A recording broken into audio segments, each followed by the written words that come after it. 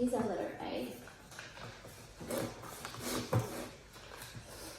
And so if we think about different reading materials, we have books, we have letters, we have statements of information from banks and things like that. But other things that we have are like restaurant menus. So to be able to read Braille, you can then have access to all this information and communication that's going to help you, right? There's also educational reading, obviously, and recreational. So there's novels that you can read in Braille just for fun. Okay, so reading for fun, let's think about that. I like to read novels, but I also really like to read biographies. Okay, so I'm going to say I like to read biographies. I love people's stories about their lives. Okay, so what kind of stories would you like to read? So what kind of stories do you like to read? Okay. Give me a type of story. Roughly F, okay? Then F. I got F then. Is it, are you going for, okay, F, A, good, F, A, then, keep going. Can you show me again? I didn't see that one. Go F, A, M, okay. Then, yeah, I got M, good, F, A, M. Try again. F, A, M. Is it M or M? Is it M? Okay, F, A, M then. Fam. This doesn't work. That doesn't work yet. I, F, A, M, I. Then, keep going. Okay, L then. F, A, M, I, L. Then, F, A, M. Okay, I'm going to take Y, family. Y would make sense there for all family. You like stories about family. I like stories about family too. Okay, so learning Braille and having things printed and written and well, probably more printed because you can't really write dots in Braille, it just opens up opportunities for so many others. And originally, blind people weren't given those opportunities. So that's what we're going to learn a little bit more about. The other thing that's really awesome through Braille is blind people can also pursue hobbies. They can do things such as music, playing cards, and even board games. So, through Braille, B-R-A-I-L-L-E, people can develop. They can also do what? H, you got it, no, H is right, H then. What's after H? Try again. I know you got me. H then. H then.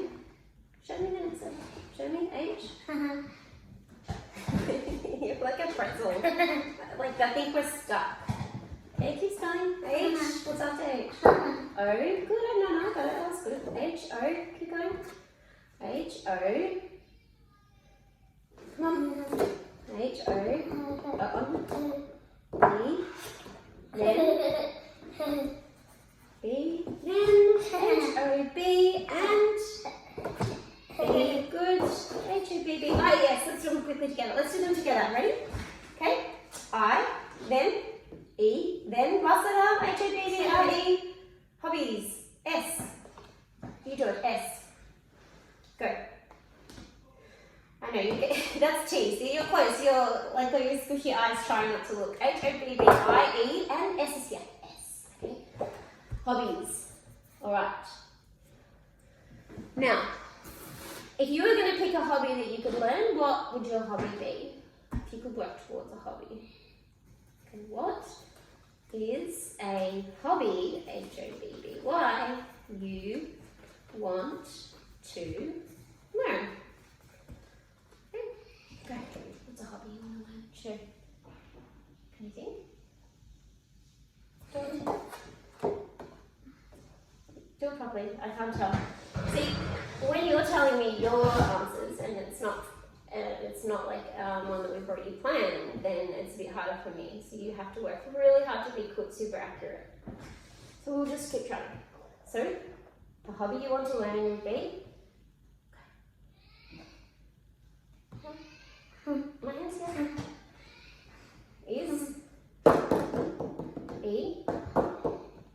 Okay, easy we know, easy as one goes words. Now what? Try something else that doesn't start with E, does it?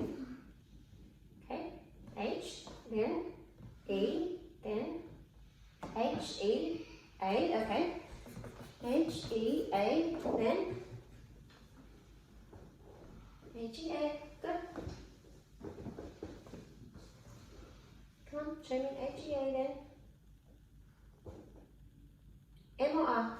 Do it properly, R, okay. H, E, A, R. Here what? Keep going. Here, M, then. Okay. Sure. N. Good. N. Show me. What are you spelling? Come on. Here, what? M, then. Go. And S. Go try it. Okay, you know what? Let's come back to hobbies. Okay, let's keep going with our lesson. We can get back to that later. That's fine. Okay. So over the years, they've tried various methods to enable reading for the blind. Many of them were just raised versions of our print letters. So many versions were what? Raised letters of our, say, let's spell print. Print, go. Print. Spell print. P, then. Come on, do it. P. P, then. Try again. We need R first. P. Okay, R, then. Come on, do it. I. N, and last letter. D, R, I, N, and last letter is N. I got N. Last letter, what's after N? After N, go. Properly. On the letter properly. T. Print. Print. T. You do it. Do it. Go. Go. Yeah, really. Print. Okay. So if we think about this system here, there's one dot for the letter A. And see how it's in a grid? Okay, so every letter, there's a grid of 6 dots. So every letter has a grid of how many dots? Quick. Grid of, it's not 8, try again. You can do it. Yeah. This one, 6, okay? 6 dots, okay? But only certain dots are raised. Okay, so if we imagine there's 6 for every letter, and it's set out in this grid. So there's only 1 for A. So it's quite simple. Okay, so if we were to do 1 dot, let's do it like this. We can poke holes through it.